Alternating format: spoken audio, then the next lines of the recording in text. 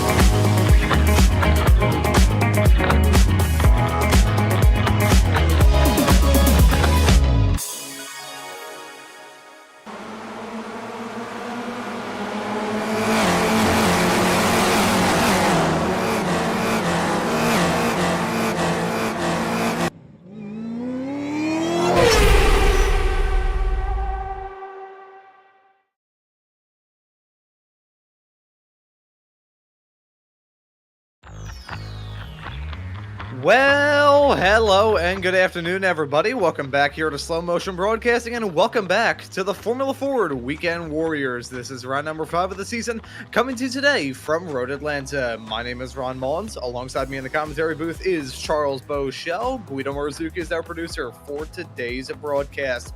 Well, Charles, we head to an all-time classic of a racetrack. I adore Road Atlanta. This is probably the 10th time I've done a broadcast at this track thus far this year, but it gets a lot of use for a very good reason. This track is a gem. Even though it looks like a fried chicken drumstick, it puts on some brilliant action. Absolutely does, Ron. Yeah, this is a fantastic racetrack, and we've seen some really good racing here in both Weekend Warrior series over the course of the years in my time here as commentary. So yeah, very great track. It's going to be fantastic racing, big good battles up at the front, and we've got some names up at the top of the qualifying list now that are some new names and some very familiar names, but the order shuffled up a little bit more than I would expect.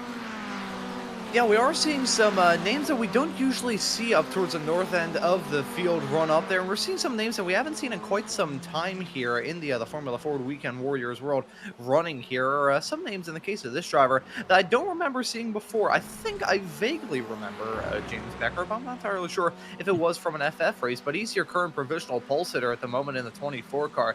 Very good lap time from him. Josh Soto, driver that we have plenty of experience covering here in the Ray Esports / Weekend Warriors world. He's currently set to join him on the front row. Here's your reigning champion of Daniel Tuss, currently qualified in P6 as it stands currently. Still 7 minutes left to go here in this qualifying session, so certainly a lot of time left to go. Here's your current Masters pole sitter of Antonio Reese, currently slotted in 12th, and Jason Shen is your top runner in Spec 2. So that's how it looks presently here in qualifying.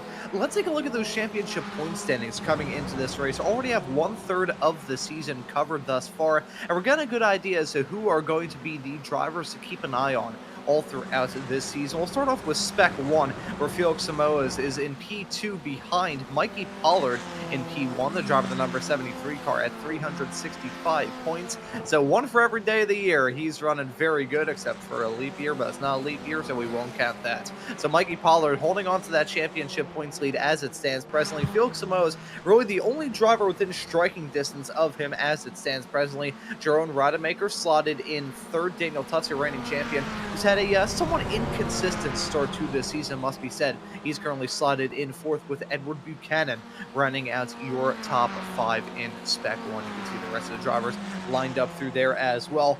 Here's how it looks in Spec 2, where Jason Shen has been the dominant driver up to this point in the championship, holds a 60-point gap between himself and Andrew Love in second, 292 points compared to Andrew Love's 232 in the case of Chen and Love. Ada Allen in the 666 car slotted in P3, our very own Mr. Joshua Wilkie slotted in 4th, Raymond Brakenoff rounds at top 5. Chris Melton also there at that striking distance as well. A very stacked grid of Spec 2 racers. Nice to see after the somewhat low participation we saw in that category 1 season ago. And here's how it looks in Masters with Antonio Reese, your current top running driver there. He's yet again in the very similar spot that he was last season, 334 points as it stands presently. Did I say 334?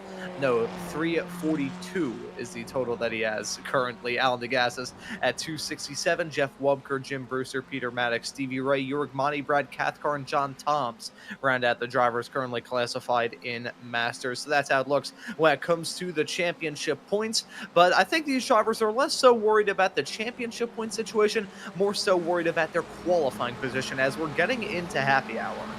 Yeah, absolutely. Getting to that final couple of minutes of qualifying. This is I would say a fairly short lap, or it feels a lot shorter than it actually is, I think. But these guys are trying to get a couple more laps in and maybe get that one good flyer, maybe get a draft down the backstretch. It'll help them make up some time as we roll over with just about 3 minutes left to go. 4 minutes left to go in qualifying. And let's talk about today's keys to the race real quick. So number one, obviously, not a lot of hard braking zones on this track, just a couple to speak of. So a lot of it is throttle management through the corners. You really have to just kind of push the limit a bit. As you see, there are a couple places you don't want to go wide. Turn 5 would be one of those places. We see Michael McConnell rejoining behind this big pack, trying to jockey for position. Don't fight going down into turns 10 A and B, as we see that little contact there coming through turn 7. Thankfully, the drivers couldn't see that moment. Yeah, thankfully, nobody can see that. So, anyways, don't fight through turn 10 A and B. That final chicane that's at the end of the lap. Worst case, best case scenario is you're just going to lose time. Worst case scenario is there's going to be contact and somebody will end up spinning. Finally, use the curbs at your own risk. We've already saw a couple of drivers during the course of this that are just playing a little too fast and loose with the curbs. These curbs, not all of them will kill you, but a lot of them try. So you have to be very careful with that. And we'll get back to the get back here. We'll do a quick lap with Felix Samoas heading down the front straight. And let's ride on board with him, heading his way down into turn number 1. Samoa is having to lick the stamp and send it down into the turn. You can see him sawing at the wheel to try and get it angled as close as he can to that inside apex curve. Now cresting the hill through 2 into 3, down into turn number 4. This quick section back to back to back on the turns. Very unforgiving if you have a moment through there. Now down the hill through the S's, back up the hill into turn number 5. Charles, you mentioned the curbs. The curbs on the exit of here and on the entry, deadly. We can see some drivers have some bad moments heading off through there. Thankfully, we haven't seen any aerial acrobatics yet, keyword being yet. We saw a moment here a few moments ago down to turn number 6 and 7. It's an inviting spot for sure, but 2 reasons why you shouldn't go for a move. 1, a little bit narrow. 2, I guess there's 3 reasons. 1, a little bit narrow. 2, the curves are deadly. And 3, if you go for a move there, you're just going to be a sitting duck heading down this massively long back straightaway. 1.3 kilometers in total. That's 0.8 of a mile long is this back straightaway. It was one of the main draws to this racetrack. They used to land airplanes here to bring in some illicit substances into the country many moons ago. But back in 1998, they added in this turn 10 chicane. It was the last big change made to this track there, which incidentally was the same year that the Petit Le Mans started running here many moons ago. The current lap record held by Christian Klein, the former Red Bull F1 driver, behind the wheel of a Peugeot 908 LMP1 car at the 2008 running of the Petit Le Mans. That was a 107.056 for that lap record. A little bit slower than that here in these Formula 4s, but Samoa's was able to improve to a very comfortable lap time there, a 1 minute 30.530. Slots him in third now with just about a minute left to go here in qualifying. Yeah, it's rapidly changing up the top. Christian back is up on pole now. Pollard in second, Samoa's in third. Soto dropped down to 5th. Buchanan's up to 6th. Jesus Rodriguez is 7th. Daniel Tuff's sitting down way down in 8th, and that's a little bit of a shock for our reigning champion there. He's only 8th fastest here in qualifying, but qualifying, it's good to be at the front to start, but you really want to be at the front at the finish. So anybody in that top 10 has got that capability, I believe. As we see Peter Maddox up there with a nice run to take the Masters pole in P9. So great lap by him. And once again, these will change, again, probably we'll get a couple cars move up during the course of this. But yeah, the key is you just want to have a good, clean race. You want to maximize your corner speeds and keep the momentum going in the car. And as to add on to your statement about the turn 7 pass, there's opportunity there, but it's pretty low percentage opportunity. You much want to get a better exit out of 7 and get the run down the straightaway. I think that's going to be your prime passing opportunity today. Yeah, so turns 7 and 6 down there at the bottom end of the track. You can go for a move if you want, but, you could also try jumping into a running wood chipper, hoping that it'll stop before you get any of your limbs chopped off. So that's the sort of game that you have to play heading down into turn number 6 and 7. I'm not sure if anybody will try and play that here today. We'll say, though, Christian Gabank was able to jump up to the provisional pole right towards the end of qualifying, the driver, the number 78, setting a 1 minute 30.417. Very good lap time from him. Mikey Pollard set to join him on the front row presently. Here's Graham Roy Hunt in the 117 car, a fixture of the FF1600 official series here on iRacing. You can see him heading his way through the final turn number 12 down the hill. That run up to the line is terrifying as Graham Roy Hunt got jump his way up into P17 in the 117 car. Waiting for a few more drivers left to cross the line. I believe one of the last will be Daniel Verone. He is not on pace for this lap right now, but he will still complete the lap in the 272 car. The Spec 2 racer rounds his way through the final turn. And what sort of lap time is it from him? Is it a quick one? Don't believe it will be. He will remain in P24, 131.9 right at the end of that. So it looks like just about everybody, with the exception of only a few more cars, have decided to call it quits here in qualifying. As a familiar face here in the Weekend Warriors world, Christian Kabanka, who I just learned a couple of weeks ago is a fellow Philadelphian on the provisional pole. There you go. Yeah, I was just looking top 15 within 1 second of pole time. So, with a track like this that's got a couple really good drafting zones, being within that 1 second range is going to play into the car behind's favor. And so, being on top is is kind of a double-edged sword, as you're going to have lots and lots of fast cars trying to tow behind you to get that move done. So it'll be ready to kick over here to the race session in just a minute, and we'll get our starting lineup. Yeah, and get ready for what is going to be a very intense and very hot 40-minute long race that we have coming up. The track conditions boiling at the present moment. 110 degrees right towards the end of this qualifying session is the current track temperature. As we click over to the race, I believe it's actually going to get a little bit hotter at 132. Holy cow, even looking at that number, I'm pretty sure I start to sweat. I'm not even sure how these racers are feeling with 87 degrees for the ambient temperature. Don't worry, I'll get the other conversions up here in a little bit. Don't worry, folks. For now, though, we'll take a look at the starting grid here for this 5th round of this season, a season that's been brilliant up to this point. We've got another great race here for round number 5 to keep it going. And starting this race from the pole position is going to be Christian Gabanka. Mikey Pollard will join him on the front row. Felix Samoas will start this race in 3rd alongside James Becker in the 24 car, starting this race in 4th. It'll be the American of Josh Soto in the 07 starting in P5. Alongside him will be Edward Buchanan. Daniel Tuss will start this race in 7th alongside your top qualifier in the Masters category of Antonio Reese. It'll be Jesus Rodriguez starting this race in 9th with our colleague Mr. Joshua Wilkie running at your top 10 and grabbing the Spec 2 pole. Yes, Peter Maddox is going to start in P11. Good qualifying for him. Jay Ray starts in P12. Richard Harwoods will start in 13th. Alan Diaz is on the outside of row 7 in 14th. Jason Chin starts in P15. Michael McConnell starts in 16th. Graham Hunt starts in P17. Nate Himmelsbach will start in P18. Ade Allen starts in 19th. And Rain Teasing starts in P20. Kevin Adrian 21st. Jeff Wubker in 22nd, Stevie Ray 23rd, Daniel Verone starts in 24th. Starting in P25, Paul Jackson, Adam Brashaw starts in 26th, Jeff Jacobs in 27th, Russ Telker starts in 28th, and John Tom starts in P29. Jacobs and Telker, Toms did not set qualifying time, so they will be in the back of the field. I think, just a rough calculation, I think 29C air temp and 56, 57 track temp, I think, Celsius.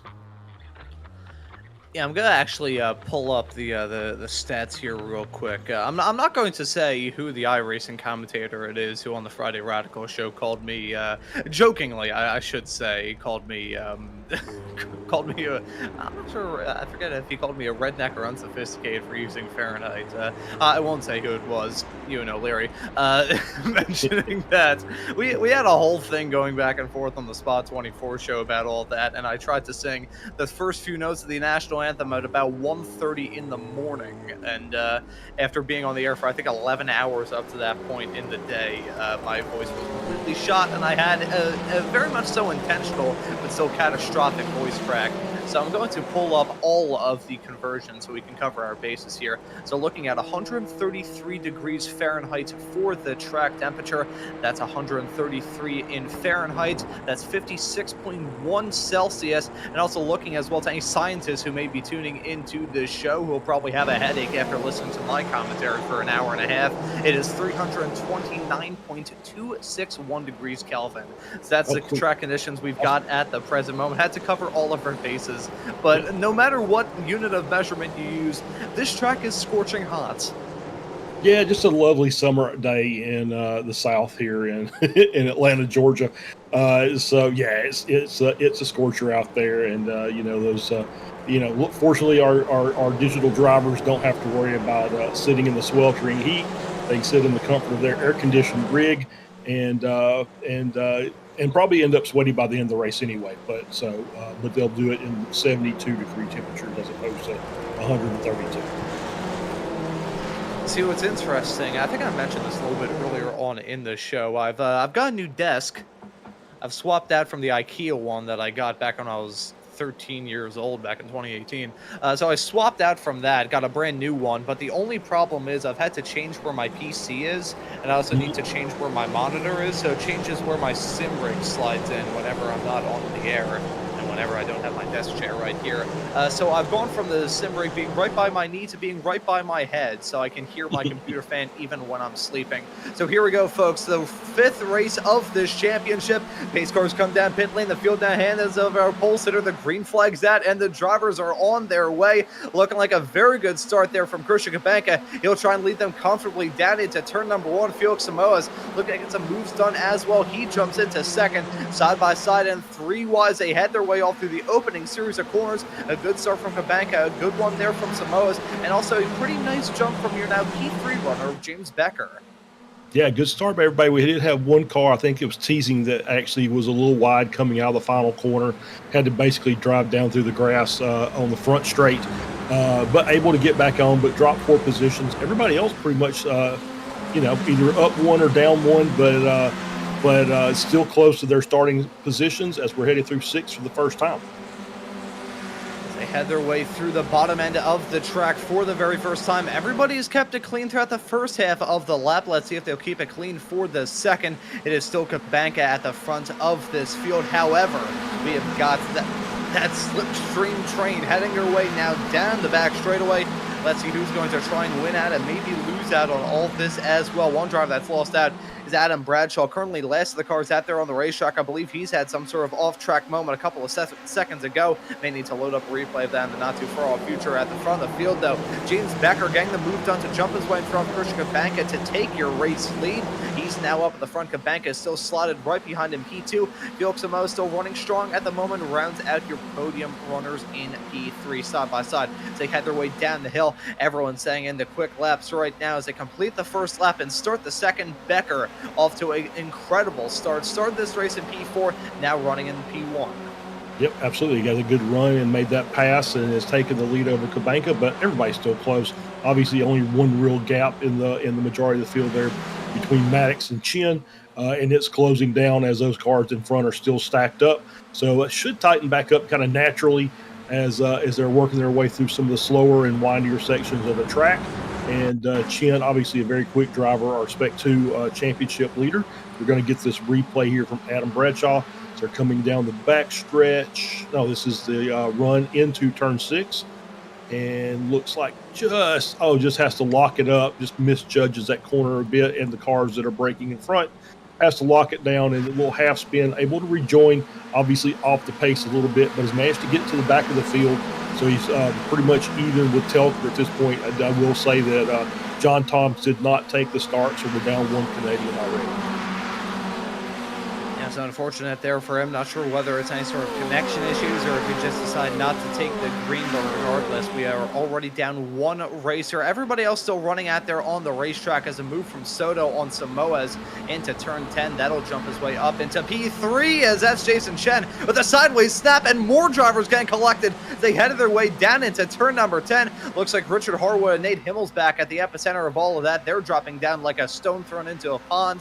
May need to load up a replay because I think someone may have gotten a little bit of airtime. They had their way off through this section. We're not just talking about being on camera.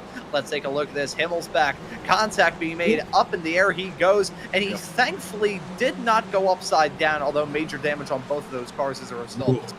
Yeah, very close there from Himmelsbach on the rejoin. I think he did it right, but it's just obviously a very compressed area as the cars are trying to get squared back to get to that right-hander over the crest of the hill. But yeah, that's what I said. Don't fight through turn 10A and B, and that's the reason why it's just not going to work out for you in the end. So we see Jacobson just missing the corner, the throttle a little bit, and taking the turn 1 wide. And rejoining safely, gets back on the track right at the edge of the first chicane. As we're going to get a view here from Adam Bradshaw as we're coming through 3 and down into 4 and 5. So we're going to get this little run here. And Bradshaw on the curbs and just loses the car. Car gets light as you crest that hill and as you're coming down, and just got on the curbs as we're on board here with Telker. I believe this is... Yep, this is turns 3 and 4, and he's just behind Bradshaw. Is he going to make a mistake here? Yeah, make a mistake going into 5. Very tight little corner there, uphill. Try to stay off the curves, but carried just a little too much speed through there and lost the rear. And he hit that gravel trap, and it pretty much just stopped him on a dime. Nice to see that gravel trap on the new reworked gravel physics here on the iRacing platform. It can certainly be frustrating, though, doubly so when you have drivers dragging gravel all across the track coming at turn number 5. It'll look like a rally special stage more than anything else at the end of this race, is side by side. Going on a little bit farther up the road, Antonio Reese, though, he's had a moment. He's dropped down. He's towed back to pit lane, so Antonio must have had a moment heading off through the mid-sector. If I had to guess, it probably would have been through the likes of turns 2, 3, and 4, that section. If you lose it through there, you're either going to go off the track and mow some lawn, or you're going to hit the barriers and going to be screwed. Let's take a look at this moment from Becker. I think he got away with that rather scot-free. Antonio Reese, on the other hand, did not. You can see him running in a train a little bit farther back of your race leaders. A stack up down to the turn, and Antonio hitting the outside wall down into turn number 3 as a result. Yep, and that's just, close racing, and Antonio just basically missed the, mistimed his braking going into that chicane, and just basically made contact with the car in front and spun it into the wall, and it's a tow back, and we're on board here with Ed Allen, and the curbs got him as well. Little tricky curbs are coming through 3 and 4, and as you can see, once those cars start breaking surface contact, these cars they're basically mechanical grip monsters. You have to keep the car connected to the concrete, and the curbs are not designed to do that. They're designed to break you up a little bit, let you know that you're at the edge of the track, and you're going to get back on. So they're not flat, and you can see what happens when you start losing mechanical grip in these cars, and you try and make any kind of cornering. It just doesn't quite work well. And that's a fantastic point that you raised there, Charles, talking about how these cars rely exclusively off of mechanical grip.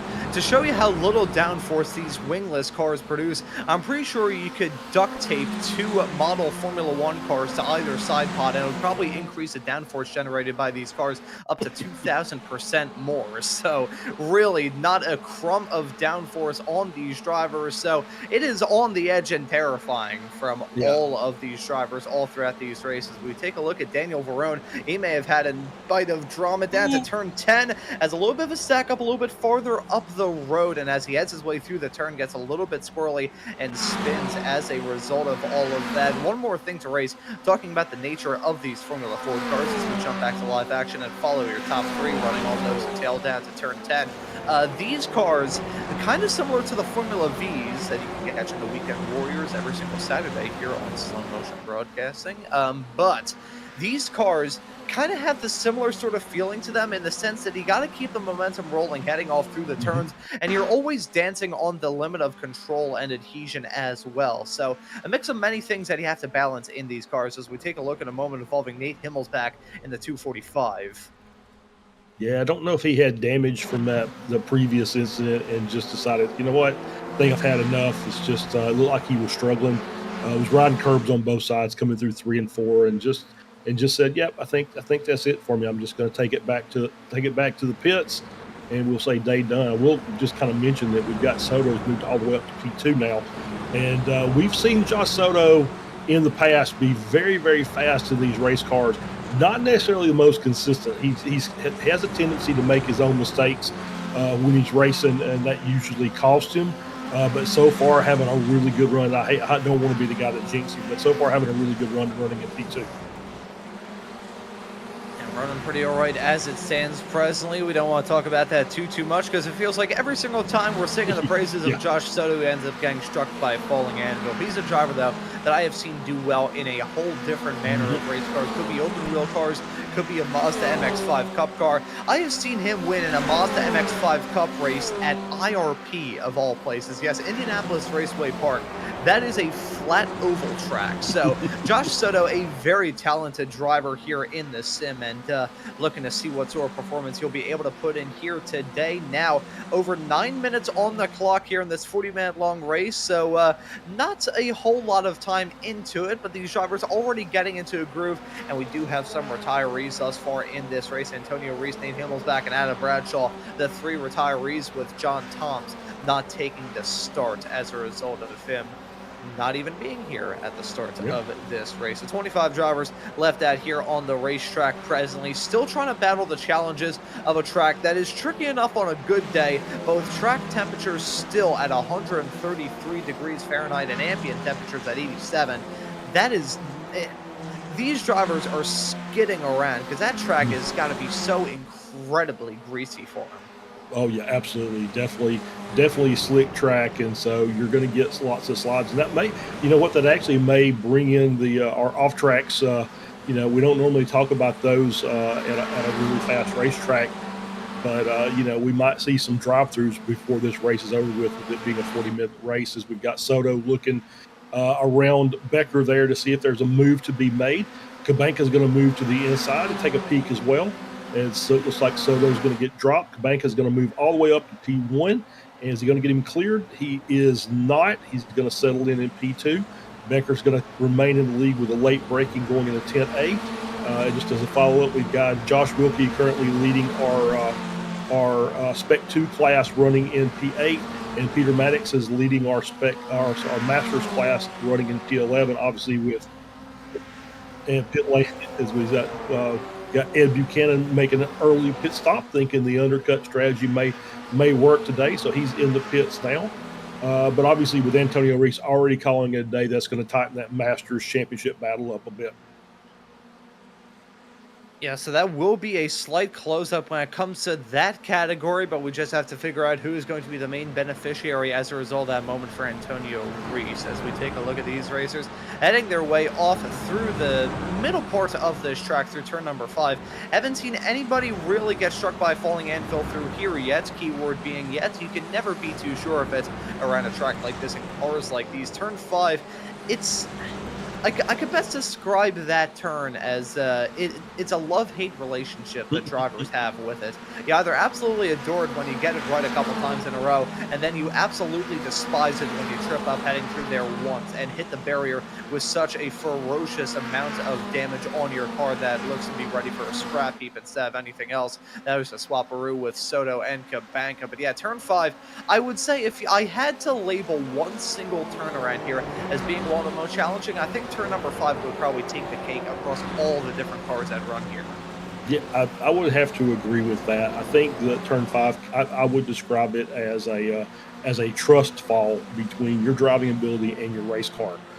It's just one of those, you just have to get the car pointed the way you want it and just launch into it and just hope that your driving ability and your race car can manage to hang on through the corner and do that consistently for the length of the race.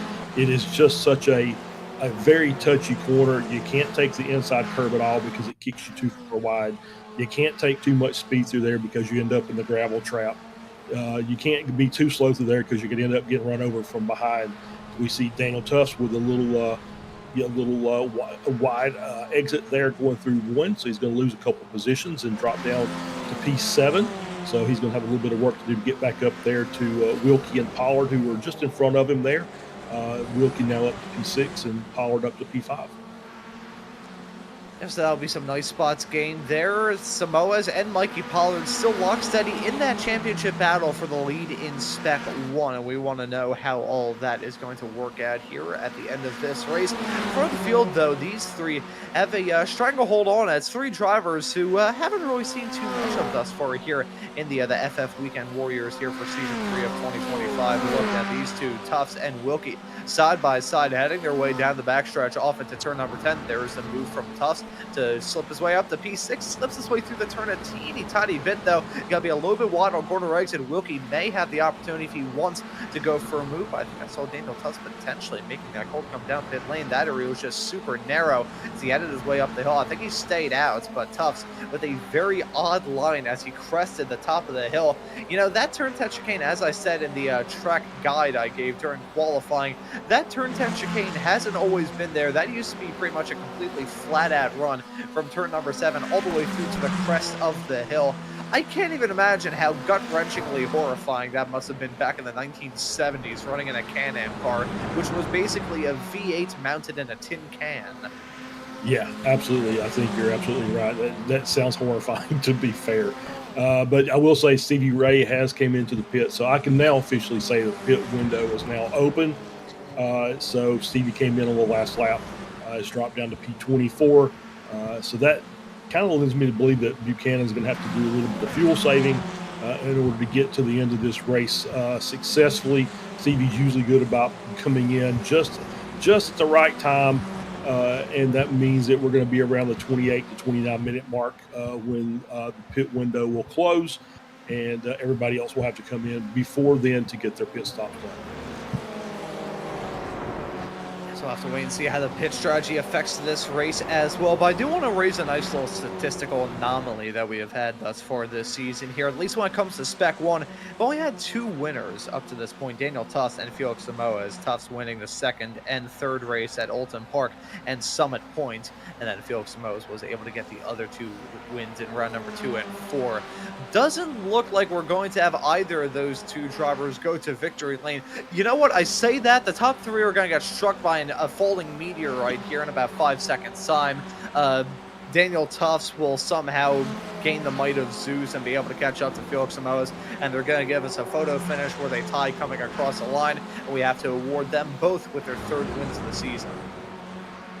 You know, I did a race here before the Weekend Warriors had come over to slow motion broadcasting, and it was still the Weekend Warriors, but on a different channel.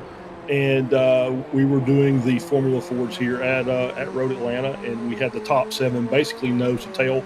They all went into turn A together, and only one of those cars came out of turn B. The other 6 crashed, and I believe the one that came out of turn B, I believe is Antonio Reese. If I'm not mistaken. I could be wrong, and if somebody remembers, they'll obviously throw it in the chat to correct me. But it was an amazing race up until that point, and then the one car that survived basically just kind of walked off and and won by several seconds. So this is one of those that this race can be a little boring at times, but obviously lots of action in turn 10A and B is the focal point a lot of the times for that action.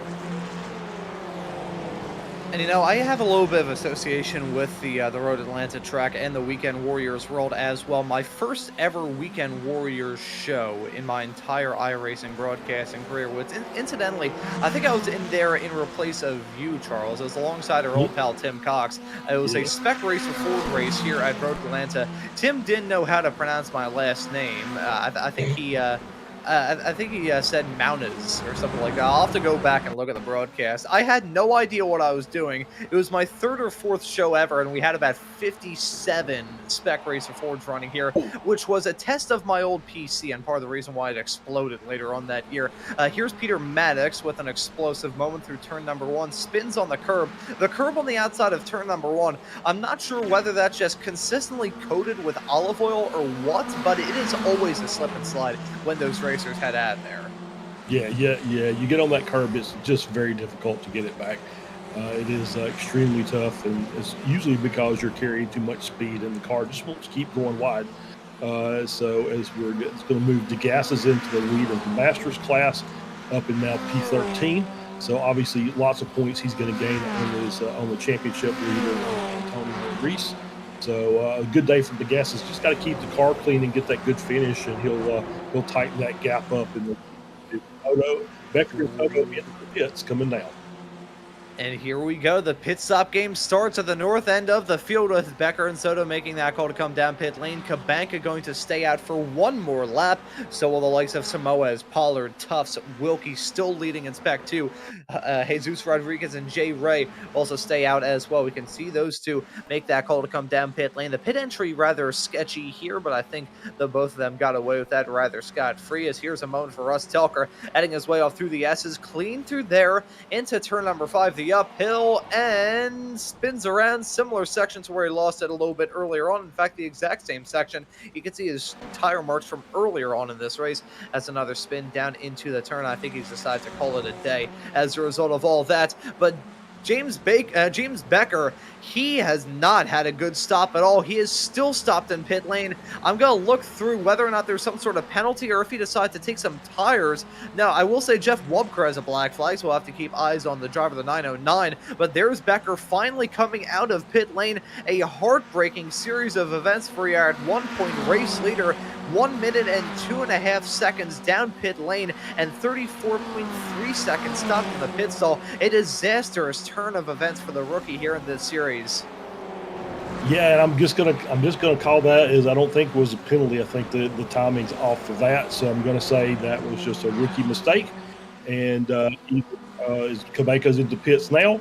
I think probably to take advantage of that mistake, get his pit done and get back out and see where he's going to stack up against Soto when Soto comes around. But I was going to say Guido's in my ear, and I was going to say the exact same thing. I think he just overfilled the tank. He just didn't set his fuel properly, and so just took too much fuel. So it's a shame. So he lost basically 18 seconds there. So that's going to drop him down probably once the pits are done. Probably just at the edge of the top 10 would be my guess. Yeah, and this is going to be a heck of a lot of fun for these racers, with the strategy being split for a lot of racers at the front end of the field. Looks like Cabecca has gotten the upper hand on Soto, but it's only a second less than that, in fact, between those racers as they're about to head their way through the S's here in just a few moments' time.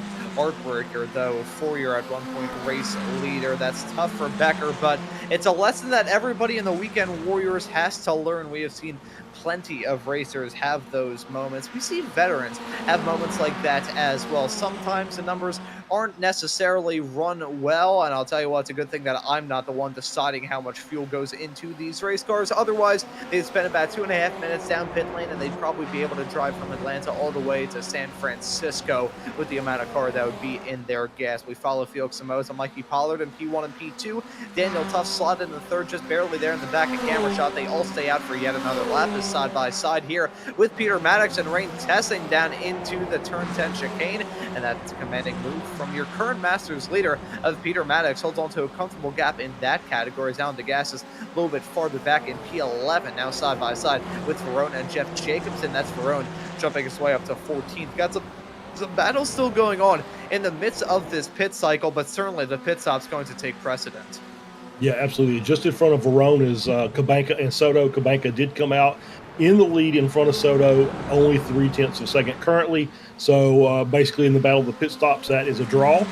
So they're back out basically essentially in the same spots they were in when they pitted. And so I think Cabecca's probably in front. Soto might have been in front when they came in. But either way, they're right there together, which means it's going to be a battle between those two at the end of the race, provided nobody makes any kind of mental errors or on the track between now and then. So we're on here with Peter Maddox and Ryan Teasing. Kevin Adrian, Alan DeGas is behind. You see two Masters drivers and a Spec 1 and a Spec 2. So Teasing having a good run, currently running P2 in Spec 2, behind Jason Chin running in 7th. Wilkie has already came in taking his pit stop. He's down in P18. So we'll see as the pits continue where everybody shakes out. And the pit stop's still going on as we are past the halfway mark here in round number 5 of the Formula 40 Weekend Warriors here on Slow Motion Broadcasting. If you're enjoying the racing action, happy to hit that subscribe button and the notification bell so you don't miss out on any of the racing action. As we take a look at your at 1-point P1 and P2 runners of Josh Soto and Christian Cabecca, they still run nose to tail. This time, instead of running at 1-point P2 and P3, they're now running in P12 and P13. We look at them still very close to each other. This is essentially the battle for the race lead, as all the drivers farther up the road have yet to make that call to come down pit lane, and there's still some skin in the game for these racers as well. They don't want to battle too hard, as Daniel Verone and Jeff Jacobson, who are still close together as well, they could get involved in that battle as well. Of course, it won't be a battle for overall spots, as we've yet to see Verone and Jacobson make that call to come down pit lane, but it can still affect those drivers on that strategy there. We see Peter Maddox run wide heading out of turn number 5. This may be the shot that Teasing needs to go for it. Down into turn number 6, a dive on the inside. Looks like it's going to work out for him. He gets the apex first, but it looks like he'll still onto it as contact being made with Alan DeGassis right behind. Mikey Pollard and Samoa is also having a swap-a-roo as well. As you can see, those two running at the front of the field. They may be eyeballing a pit stop here in the not too far off future as Daniel Tufts has reeled them in as well. Let's see as they crest over the top of the hill. No, they're staying out. I think they're going for the inverse strategy. Probably won't see them come down pit lane for another, I would say, probably 5 minutes potentially. We'll just have to wait and see as we take a look at this move from Pollard to textbook stuff heading down the backstretch. Yep, good run. Just takes the inside line, is able to make the pass in plenty of time, gets back out front, but the winner and all that was Tufts. Fastest lap of the race last lap by and 5/10 faster than the cars in front. Tufts with a 130.6, fastest of all laps that we've ran so far. So he's in this hunt for this battle as well. And yeah, I think probably like I said, the 28, 29 minute mark is probably when we'll see the last of the cars come in. Peter Maddox in the pits now, as well as Jeff Jacobson, as pit stops continue. But it won't be too much longer before we get the last of these cars in the pits now. I think the top 10 still have yet to pit, along with a couple that are a little further down.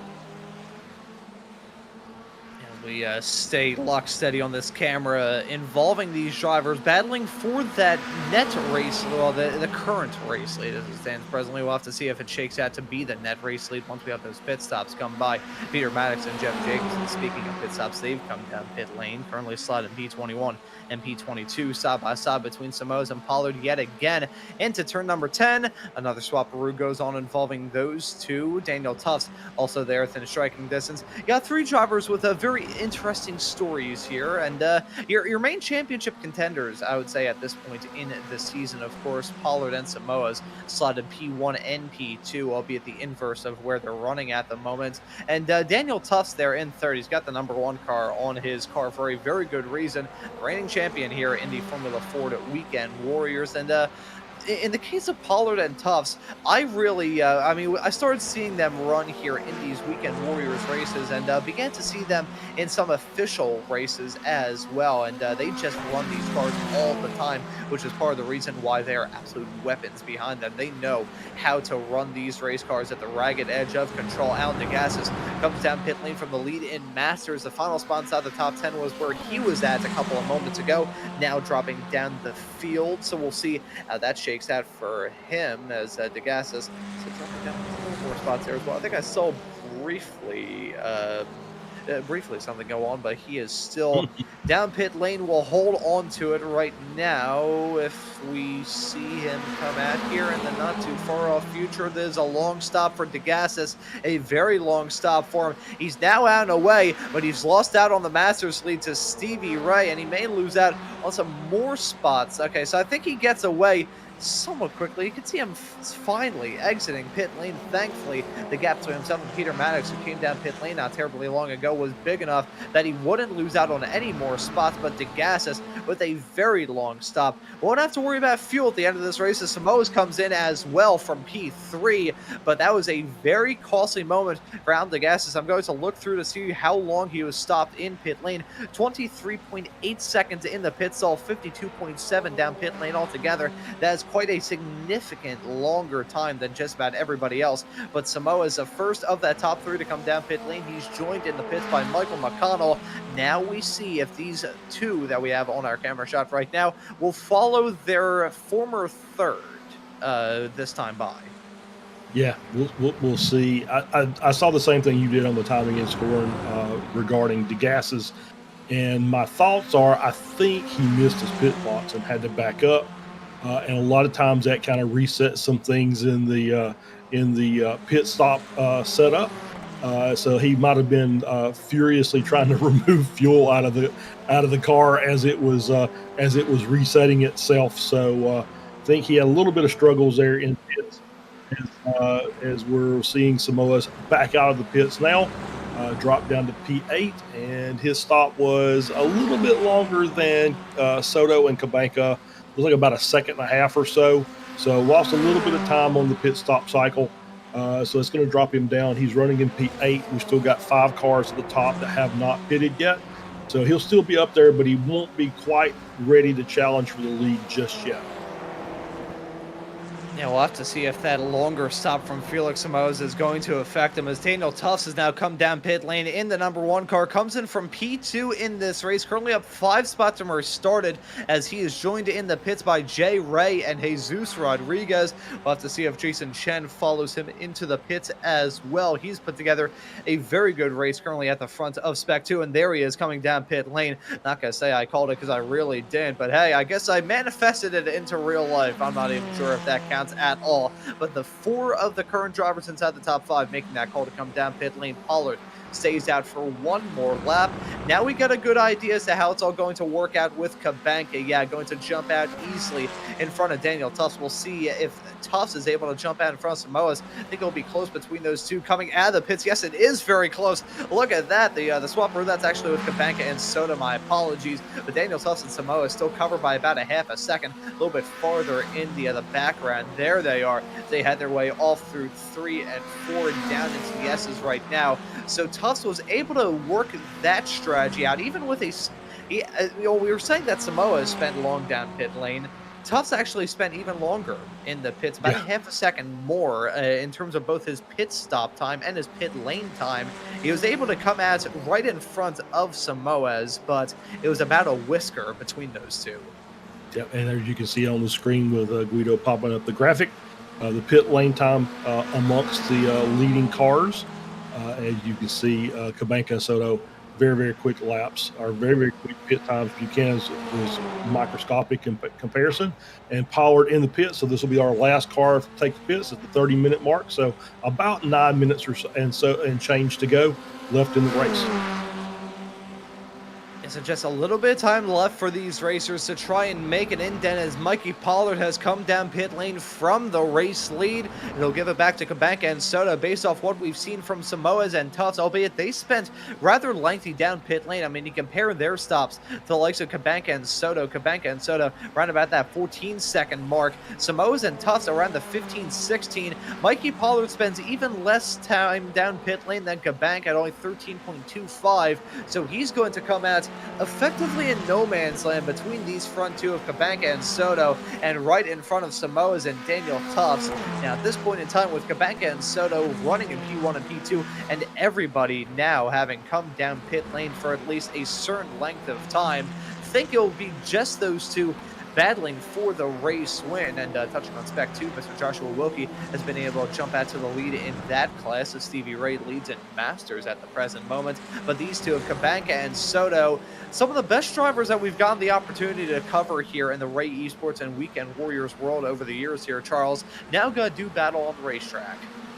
Yep, absolutely. As we've got Kabanka and Soto up about 3 seconds over Pollard. It's going to be interesting to see if Pollard can make. It's very difficult to make, as we're going to get a replay here of James Becker. Little contact there. Yes, no, you can't make the contact there coming to the final quarter. You see what happens. Able to rejoin safely. Gets back through, and I believe that was our leader coming through, I think, to work his way around. I'm sorry, it was not. It was a different car. Excuse me. As we're on board here with Felix Samoas, as we're working our way through. Oh, Felix, easy there. Manages to catch that car, but obviously very deep, missed the apex of the chicane, and was able to gather it back up and not lose a position, but he is now behind Tufts. Tufts has moved up to P4. Samoa's down to P5. Pollard still running in P3, and he's not really doing anything as far as moving forward on those cars in front. My guess is that means that Tufts and Samoas will be on him here in pretty short order, as the two-car little draft train will be able to make a little more straight line speed down the back stretch, and help propel them up toward Pollard. And so there'll be a battle for P3 for sure, I believe. Yeah, so we'll have to keep tabs on that fight for those two, battling for some very good spots and very important spots when it comes to the championship fights as well. But they are spread out a teeny tiny bit compared to what they once were. But Kabanka and Soto still close at the front of the field. We may have a battle flaring up in the not too far off future involving Josh Wilkie and James Becker, who I can imagine would have been involved in this fight if it wasn't for that incredibly lengthy stop. And hey, when it comes to races, not even in the Weekend Warriors, there's just races period where the strategy plays a huge content, there's always that learning curve for a driver to really make that leap up into championship contention. Once they learn the ropes of how to nail down that strategy, there's a series that I cover on a different channel that Charles and I actually commentated throughout last year. As contact being made, off into the wall goes James Becker in the 24 car. Huge hits heading down the backstretch off into turn 10. Wilkie, I think, got away with one there. Got to keep an eye to see whether or not he picks up a black flag for any sort of incidents, because I'm sure that was huge. But it's a meatball flag and a race-ending collision for himself in the 24. Looked like those two were just blending into the same line as they headed their way down, at least from first look. Yeah, that's kind of what it looked like to me. I think the stewards will have to take a look at that after the race. Not sure about penalties or anything. We'll let somebody else deal with that. But yeah, definitely like they were trying to find the same patch of concrete, and obviously that doesn't work.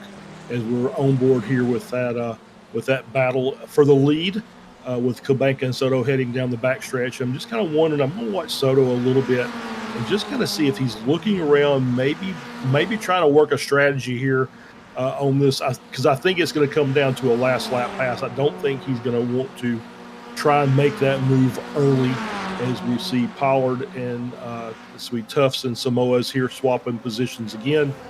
They are starting to close that gap down. It's now 1.2 up to Pollard.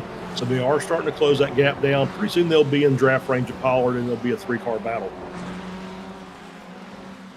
Once that battle starts to get intense, I'm sure we're going to see the elbows get broken out. We've got the opportunity for some very consequential battles as well. I mean, next week we're going to round off the first half of the season, so we've switched from settling into a groove this season to trying to figure out how best to angle yourself in terms of championship contention here as well. So I'll start worrying about that. We'll say Graham Rory Hunt, something's going on with the drop of the 117 car. He's currently out of this race, class down to 23rd. Not sure what sort of drama went on involving him, but I can imagine it was rather dramatic to take him out of this race. Christian Kubanka and Josh Soto continue to lead, though, as we're within the final 4 minutes and getting into crunch time here as well. I believe we're coming to 3 to go this time by, although it will certainly be borderline, and we think about borderline finishes. We think about the fuel situation. We've seen that play out before. I end up seeing it play out yet again here tonight. I think we'll be pretty all right. We do have 2 to go at the line. We'll just have to see how it all times out. With about 3 minutes would have to be the amount of time left to go in this race for these drivers to have that, as we got Swapperoo at the front. Soto jumping in front of Kubanka, and looking at the time, it will be 2 to go here at the line. Thank you very much, Guido, from that call out. Soto and Kubanka still running nose to tail, but this time the shoe's on the other foot. Soto, he's going to be the one punching the hole right towards the end, and this game of leapfrog is now being set up for what is always a dramatic finish here at Road Atlanta. These FFs may not be the most draft-heavy race cars in the world, but when they really start to draft, they really start to draft. And with 2 laps left to go here at Road Atlanta, and not a lot of distance in terms of the mileage, I think we're starting to see these racers begin to turn up the wick. You're absolutely right, as we're on board here with Jeff Jacobson, working his way through turn 1, and as you can see, just carried too much speed, running wide in 1. Ooh, easy on the rejoin, gets the car back, and is he going to hang on to it? He does indeed. So good job by Jeff to get that car rejoined safely. And that's just one of those that we'll see that 100 times during the course of any race here. It's just it's the nature of turn 1. And Soto, I don't know if that was maybe a little early to make that move, but maybe he's anticipating Kubanka to do the same thing on this lap, which means he'll get to do it on the last lap. So we'll see if it's going to be, because this is just a battle of strategy at this point, and we'll see who's going to end up coming out on top here, and we'll just watch and see if Kubanka decides to swap positions again. That will give Soto, I think, the advantage on that final lap. So we'll see as they're heading down the back straight with 1 to go at the line. Yeah, not going to have a swaparoo down the backstretch. I think that is good news for Christian Kabanka and potentially bad news for Josh Soto. But he runs a little bit wide coming out of the chicane. There's the opportunity for Kabanka to jump back into the race lead. The white flag going to be in the air. One more lap of racing action here at Road Atlanta. It's Kabanka taking that white with a 0.2 of a second gap between himself and Soto. I wonder if that moment from Soto, I mean, it certainly, I wouldn't say it was intentional, but I don't think he necessarily prevented that moment from happening either. He's going to be that one in the prime position, getting that draft as they head their way out of turn number 7 in what's probably going to be a chase down into turn 10 that'll make or break these drivers' race.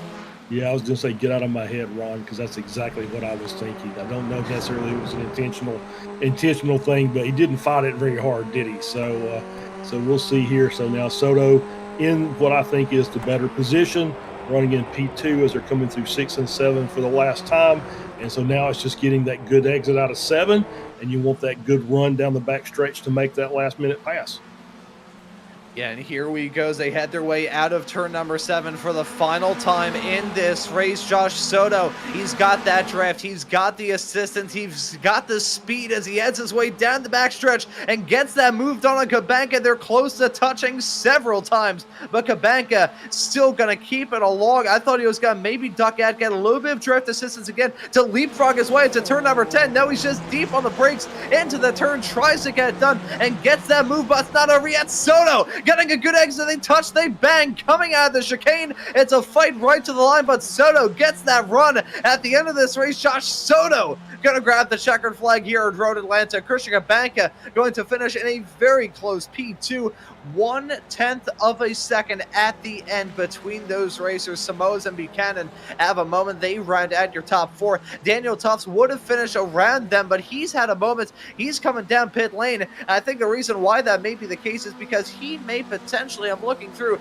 does he have a black flag or a meatball? No, I think he just came down pit lane, potentially just had a huge snap and then had no choice but to come down pit lane. Jason Shen ends up walking away with the Spec 2 win at the end of this, as Stevie Ray going to win it in the Masters category. May need to load up a replay to figure out what exactly happened there with Daniel Tufts, because it is very unusual, even with drama at the end of this race. I mean, he can't serve a meatball flag.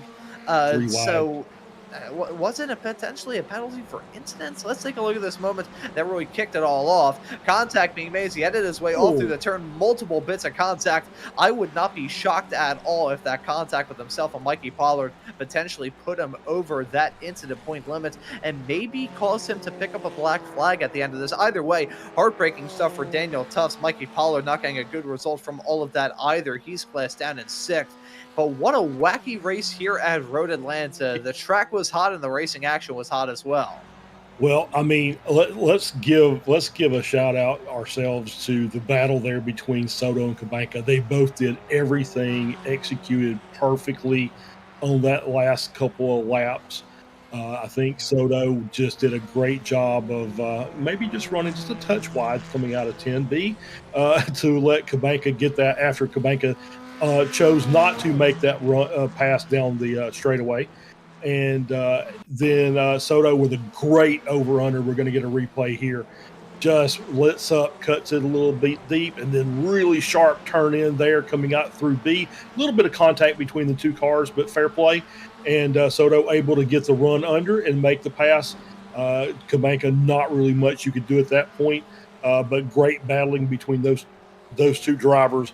And then the bad part of that was obviously the final run, the Pollard and Tufts and Samoas going down into turn 10A on the last lap.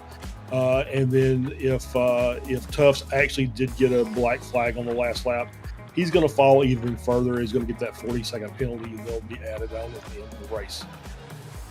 Yeah, so we'll take a look at those results here in a couple of moments, Simon. Let you know that at the end of this 5th round of the championship, Josh Soto is victorious. He finishes right in front of Christian Kabanka. The fight between those two coming right down to the wire. 0.174 of a second, the gap between Soto and Cabanca after over 40 minutes of racing action. Fantastic stuff here for round number 5. It'll be Felix Samoes, your championship contender, rounding out your podium in third. That'll be a good points day for him as Mikey Pollard finishes a little bit behind him. The only drivers right between those two were Edward Buchanan finishing right behind in the number 5 car, finishing in 4th, and Jesus Rodriguez rounding out your top 5. Mikey Pollard is classed in P6 at the end of this race. Jay Ray will be classed in 7th. Jason Chen will be your 8th place finisher and your top finisher of the Spec 2 racers here tonight. Josh Wilkie finishes right behind in 9th. Rain Tessing will finish in 10th. It will be Michael McConnell in P11. Richard Harwood in 12th. Stevie Ray rounds out your top 13, winning it in the Masters class with Alan DeGassis right behind. Peter Maddox right behind DeGassis. Daniel Verone is classed in P16. There's Daniel Tufts slotted in 17th. He finished on the road, I believe it was P7. However, as a result of those penalties he picked up right towards the end, of course, it being a black flag, you can't serve that on the final lap, so it's 40 seconds added onto your time. He's classed down P17, continuing on that game of feast or famine for your reigning champion here in this series. It'll be Aid Allen finishing right behind in 18th, Paul Jackson in 19th. Jeff Jacobson finishes this race in 20th. It'll be Kevin Adrian in 21st, Jeff Wubker in 22nd. The last of the cars to really finish this race is Graham Hunt, James Becker, Russ Telker, Antonio Reese, and Nate Himmelsback, along with Adam Bradshaw, all ran into some difficulties during the race, and the Canadian of John Toms in the 977 car was the first retirement, having not even taken the start here in this race. So that's how it shakes out at the very end of it. But Charles, got some drivers looking to have a chat with us here in the broadcast booth. I will let you have a chat. Sorry, what was that Guido on the production truck? Yeah, so it was just yep. Go ahead. Go ahead. I was going to say that was a brilliant battle that we had at the end of it in Spec 2 as well. But Charles, I will let you have a chat with some drivers because I can see them up there in the interview waiting area, and I'll let you have first dibs on who you want to have a chat with first. Well, let's bring in our race winner, Josh Soto, and have a chat with him, and we'll go ahead and get the congratulations started here. Josh, welcome in. Congratulations. Great race by you. Started in P5, just kept plugging your way forward, got up into that lead battle, and pretty much stayed there. The last 2 laps between you and Cabanca were just classic racing. Yeah, it was a great race with Cabanca. Oh, wait, hello? Oh yeah, it was, can you hear me? Yes, better. Oh, okay. Oh yeah, it was a great race. It was a great race with Cabanca and I believe it was James. Yeah, we're, it was just us 3 up in the front. Yeah, it was just really just waiting to the last, couple of laps because I know that there was a pack behind that was relatively around the same pace. So I really wasn't trying to fight up until the last couple of laps to try to make a strategy. But yeah, and the strategy ended up playing in my favor. Yeah. Oh, absolutely. Yeah. It was. So as we were calling the race, you made that pass to take the lead with coming down to the flag for 2 to go, and we were just kind of wondering if Cabanca was gonna leapfrog you back again, running in second, which would give you the advantage of being in second place on the final lap coming down the back stretch. But he didn't go for it. But then you kind of ran wide a little bit coming out of 10B, and Cabanca was able to make the move underneath. And we speculated whether or not that was semi-intentional, or it was just good fortune on your part.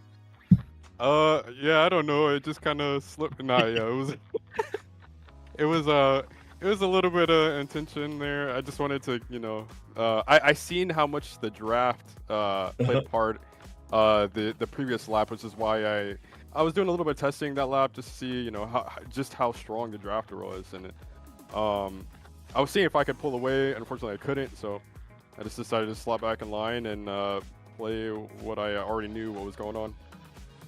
Yeah, well, I was going to say, just we mentioned it earlier in the race. Anytime you're here, and you're not here all the time, but you're a fairly frequent visitor to the Weekend Warriors. and you're always fast, but sometimes kind of had a tendency to shoot yourself in the foot a little bit, make a mistake here and there that really kind of crippled your chances of getting a good result. But today, picture perfect from start to finish. So congratulations. Oh yeah, thank you. Yeah, I've been specifically working on just trying to improve that, because I do realize that I have the speed, but necessarily sometimes I do make mistakes and stuff like that. So I've been working to try to get that out of my game and just better my racecraft. Yeah, it was paid dividends today. So congratulations. We'll let you give any thanks or shout outs and let you go celebrate your win. Oh yeah, I would like to thank my sponsor, Academy Sim Racing. I would also like to thank Slow Motion Broadcasting, Stevie Ray, and my friends and family. All right, Josh, congratulations, and we'll see you next time you're around. For sure, thank you. All right, thank you.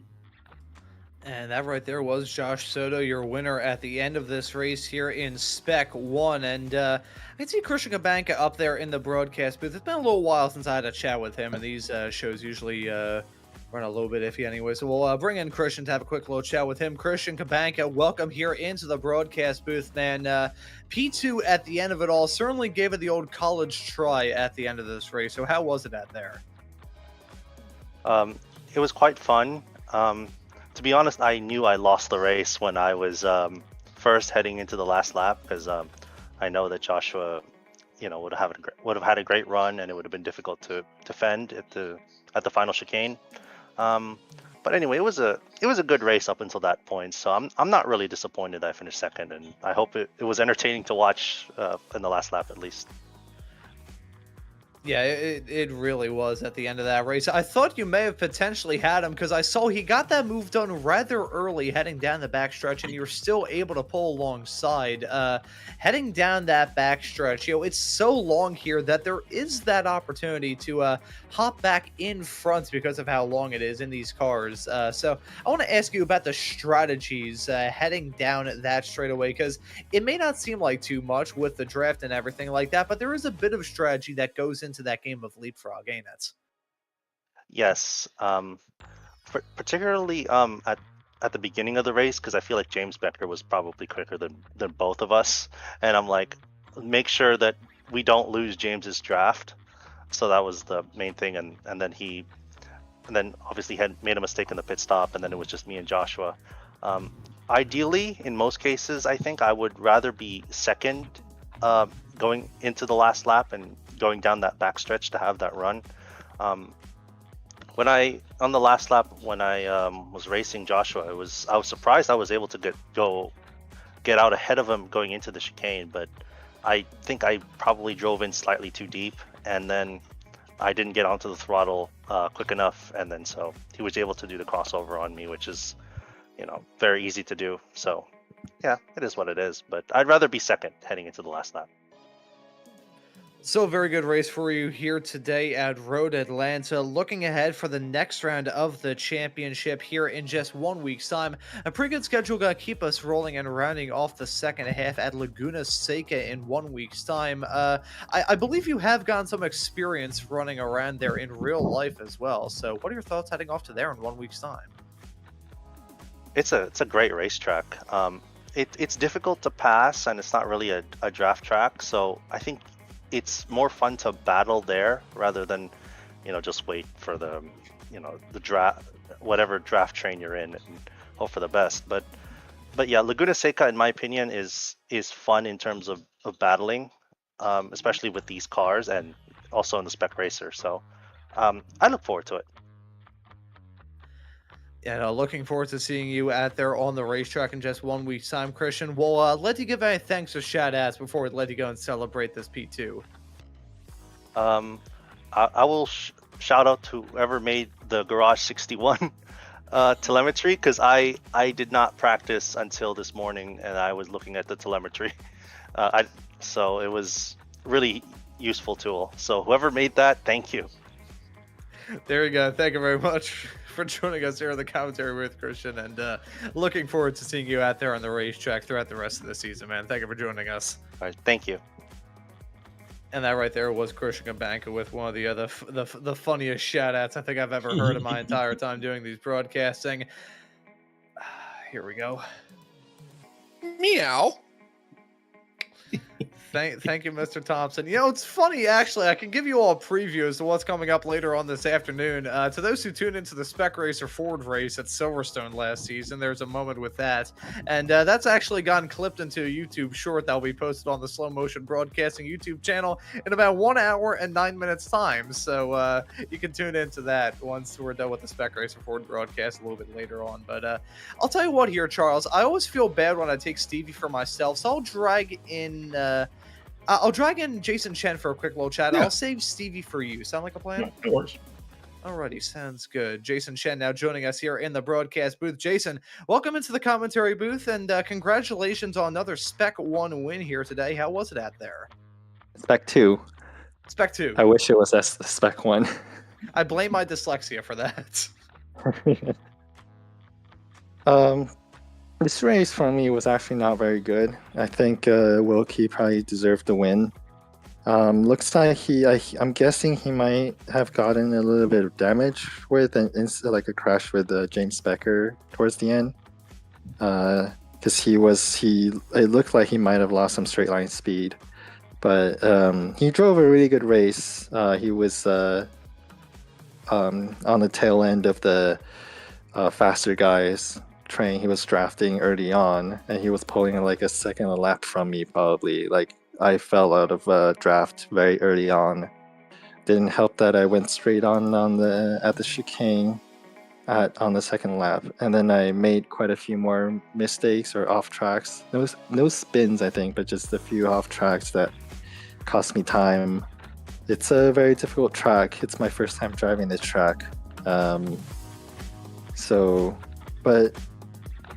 I was just focused on finishing. That's it. Because whenever I try to push, I like make a mistake. So I just try to hit the corners and not feel pressure.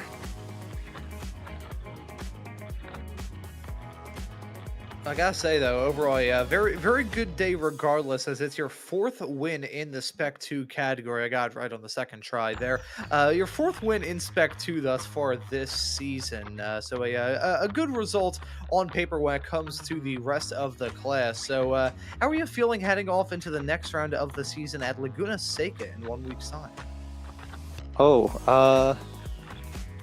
I have done well at Laguna Seca in the past, but it has also bitten me before. So the goal will be to try to just not make mistakes, just not push too hard, and let the pace come naturally. And I'll certainly be keeping tabs on that Spec 2 class to see how it shakes out for you and our boss here, Mr. Joshua Wilkie. We are not biased there at all. But Jason, we'll let you give any thanks to shout out before we let you go and celebrate this Spec 2 win. Just thank you guys, the commentators, and thank Guido for the production, and then thank the Stevie Ray and other admins for putting on the race. And thank you as well for joining us here in the commentary booth, Jason. Well done on the Spec 2 win, your 4th of the season, and looking forward to seeing you hit the racetrack at Laguna Seca in 1 week's time. Thank you. See you there. And that right there was Jason Chen, your Spec 2 winner. And Charles, I'll leave you with the man himself, Mr. Stevie Ray. Yeah, let's get him in here. Stevie, we don't always get to speak with you during the course of the year. Usually it was at the end of the season, but had a really consistent race today, kept yourself out of trouble, and ended up with a Masters class victory. Congratulations. Thanks, sir. Yeah, I'm not sure how that happened. Something befell Antonio early, and let's see who. Alan. Yeah, I'm not sure what happened to him, but yeah, that was the goal. Yeah, the goal was just keeping it clean at Road Atlanta. It's a sneaky track. It'll bite and spit you out. It's a technical rhythm track. So I almost screwed myself up trying to be a little safe the last couple of laps and got out of my rhythm. So we talked about early in the race that really, really hot, greasy track today. How did that affect the cars? I didn't really notice it a whole lot. breaking and taking a little easier, I guess. But yeah, these cars, and I didn't have a whole lot of problem with it. So it's just because I'm old and can't build it as well, I guess. Yeah, it just goes to show. I mean, you know, because we don't get to talk to you all season, it just goes to show just what a talented masters class field we have out here week in and week out. Yeah, you got to hand it to these guys that the over 60 crowd can still hang in there usually. Yeah, just I got lucky and held on and got it, and it gave me a chance to come in and thank everybody that does this week after week. We've had an anonymous sponsor for a couple of weeks, so he knows who he is or she does. I've got to thank them. Yep. Thank you guys. They're doing a great job, and yeah, the racing line should kick back off again this week after a little break because we had somebody taking a vacation, Adam. But yeah, we're back. Yeah, we're back with a guest again this week. Another racer, sim racer, and author.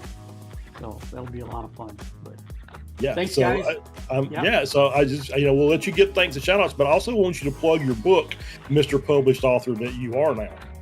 Oh yeah, Pixels to Podiums, and it's kind of gives an introductory a sim guide. I went looking for a sim racing guide once, and the only one was like 10 or 15 years old or something, and I kept seeing some stuff about writing your own books and ebooks and how easy they were to publish. So I thought, what the hell, I'll give it a shot, and came up with it. It's kind of introduces everybody if they're curious, and takes somebody that's fairly new and lets them know about how to get involved in equipment that they may or may not need, and just all the way through getting involved in the real world and some of the real world racers, how they use it and get involved. So it was a lot of fun, some research and a lot of fun writing it. I got something else in the works right now, but yeah, if you need any kind of sim guide, somebody that's curious, it's Pixels to Podium on the Amazon Kindle site.